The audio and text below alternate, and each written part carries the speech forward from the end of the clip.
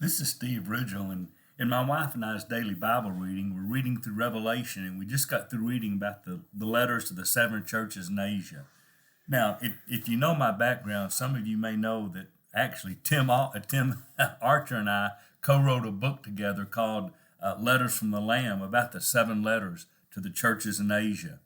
And so I have a soft spot for that. But as we were reading through it this time, I thought again how glad I am God put the stories of Jesus' seven letters to those churches. Because I need to remember when I read through and think about churches today. I mean, you read those seven letters, and there's big churches with big reputations doing a lot of good, but they've kind of forgotten why. They've kind of lost their first love. That's a great reminder of that every church, what we do needs to be rooted in the love of Jesus and love of people. And I appreciate that.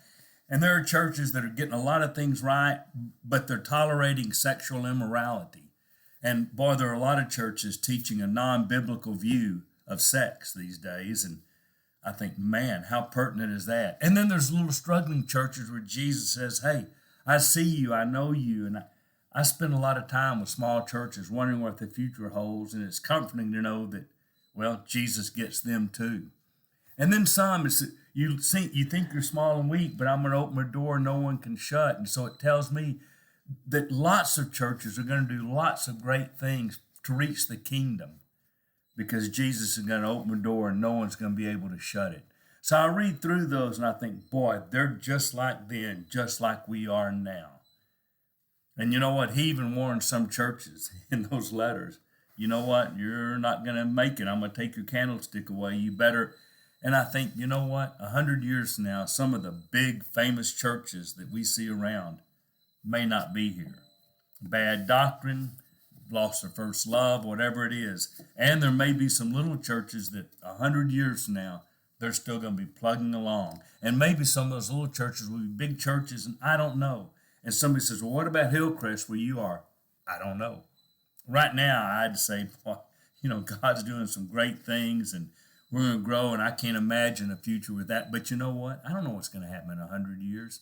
For all I know, Abilene, Texas won't even be here in 100 years, much less Hillcrest.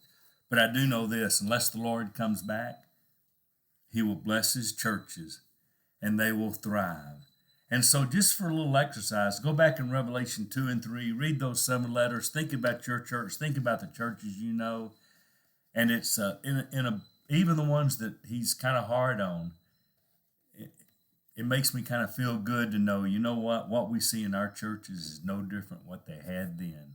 So let's just all focus on Jesus, keep working to expand the kingdom, and let God do what God's going to do. Well, this is Steve Ridgel wondering if he really wrote a letter, what would he say to Hillcrest or to your church?